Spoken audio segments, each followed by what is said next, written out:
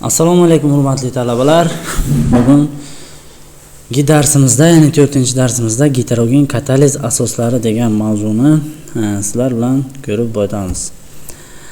Ushbu mavzuyimiz 3 ta rejadan iborat bo'lib, ya'ni birinchi rejamiz heterogen katalitik jarayonning bosqichlari, katalizator aktivligiga turli faktlarning ta'siri hamda 3-rejamiz katalizatorlarning eskirishi degan rejalar asosida bo'lib ko'rib chiqamiz.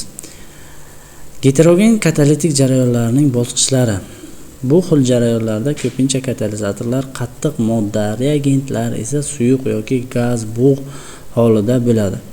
Jarayon fazalar chegarasida boradi. Shunga ko'ra kataliz asosan birin-ketin boradigan jarayonlardan iborat bo'lib, ular dastlabki moddalarni katalizator yuzasiga olib kelish, katalizator yuzasida molekulalarning joylanishini va deformatsiyalanishini, katalizator yuzasiga adsorpsiyalanish, katalizator yuzasidagi reaksiyalar, reaksiyada hosil bo'lgan moddaning desorbsiyalanishi, hosil bo'lgan moddani katalizator yuzasida olib ketilishi va aktiv markazlarni bo'sh qolishi. Bu jarayonlarning qaysi biri sekin bo'lsa, umumiy jarayon tezligi shu bosqichni tezligiga teng bo'ladi.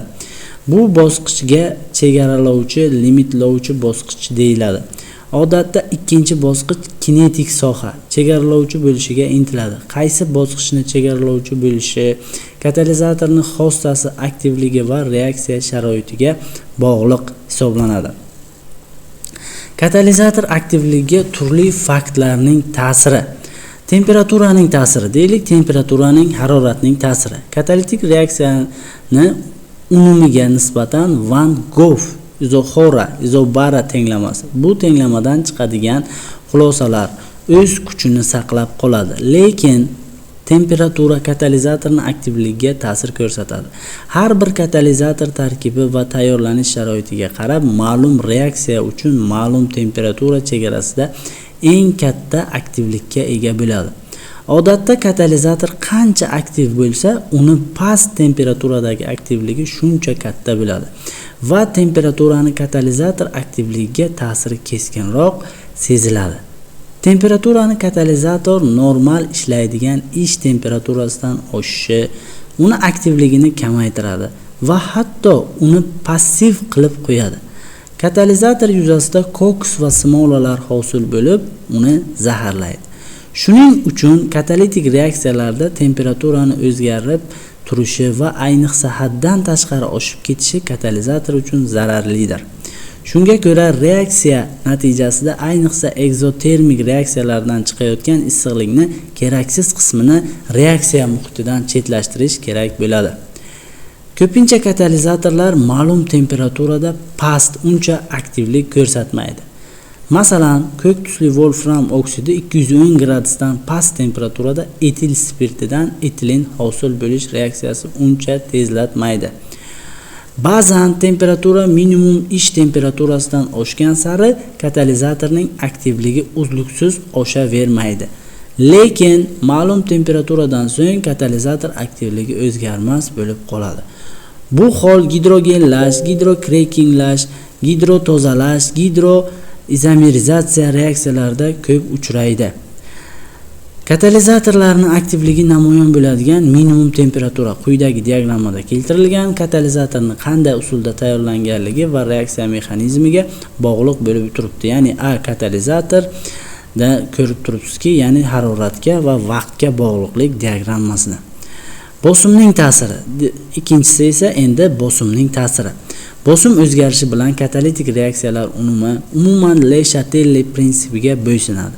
Lekin heterogen katalitik reaksiyalarda jarayonning birinchi bosqichi adsorpsiyalanish bo'lganligi uchun bosim o'zgarishi bilan reaksiya tezligi, binobarin katalizatorning aktivligi ham o'ziga xos ravishda o'zgaradi.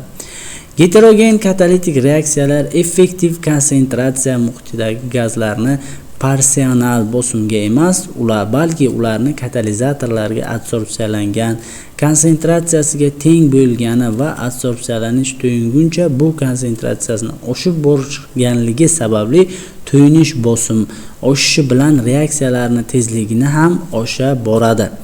Shuning uchun bosimni o'zgarishi faqat molekulyar sonining o'zgarishi bilan boradigan reaksiya. Masalan, quyidagi reaksiyada ya'ni amonyak ishlab chiqarish texnologiyasida reaksiyasida ko'rishingiz mumkin. Bunda tezlik emas, hatto molekula soni o'zgarmasdan bo'ladigan reaksiyalarning tezligini ham o'zgartiradi. Adsorpsiyalanish to'yinish bosimida suyun yuzadagi konsentratsiya o'zgarmaganligi uchun yuqori bosimda reaksiya tezligi o'zgartirilmaydi. Bosim o'zgarishi bilan reaksiya tezligi o'zgarishining xarakteri turlicha bo'lishi mumkin. Ba'zan to'g'ri chiziq qonuni asosida, lekin ko'pincha o'ziga xos ravishda o'zgaradi. Ba'zan bosimni o'zgartirish reaksiyani yo'nalishini ham o'zgartirishi mumkin. Vodorod bilan uglerod oksid orasida bo'ladigan reaksiya bunga misol bo'ladi. Normal bosimda reaksiyaning asosiy mahsuli metan bo'ladi. Reaksiya oksid katalizatorlari yoki nikel yoki kobalt ishtirokida yuqori bosimda olib borilsa, metil spirt juda yuqori bosimda esa yuqori molekulali spirtlar hosil bo'ladi. Quyidagi reaksiyalarda ko'rsatib o'tilgan. Katalizatorlarning maydalanganlik darajasining ta'siri. Ma'lum miqdorda katalizator donachalari o'lchami maydalangan sari uning yuzasi ortib boradi. Natijada uni aktivligi ham ortadi. Ikkinchi tomondan donachalar kichiklashtirilgan sari reagentlarning diffuziyalanishi kamayib boradi. Bu esa katalizatorlar aktivligining kamayishiga olib keladi.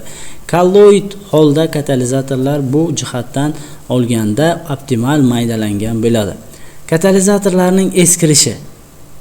Reaksiya davomida har qanday katalizatorlar aktivligini o'zgaradi. Ba'zan aktivlik oshadi, lekin ko'pincha kamayadi va bora-bora butunlay aktivsizlanadi. Ya'ni hamma katalizatorlar ham abadiy ishlamaydi. Vaqt o'tishi bilan katalizatorlar aktivligining kamayishi katalizatorning eskirishi deyiladi. Katalizatorni ko'p vaqtgacha chidamli qilish amaliy ahamiyatga ega, chunki bu jarayon katalizatorning zaharlanishi bilan boradi. Katalizatorning aktivligini vaqtga bog'liqlik diagrammasi quyida keltirib o'tilgan. Ushbu chizmadan ko'rishingiz mumkinki, ma'lum vaqtgacha, demak tau 2 dan so'ng katalizator aktivligi kamayib bormoqda. Aktivlik butunlay yo'qoladi, ya'ni katalizatorlarimiz eskirishi demak quyidagi diagramma yoki chizmada ko'rsatib o'tilgan. E'tiboringiz uchun rahmat. Sog' salomat bo'linglar.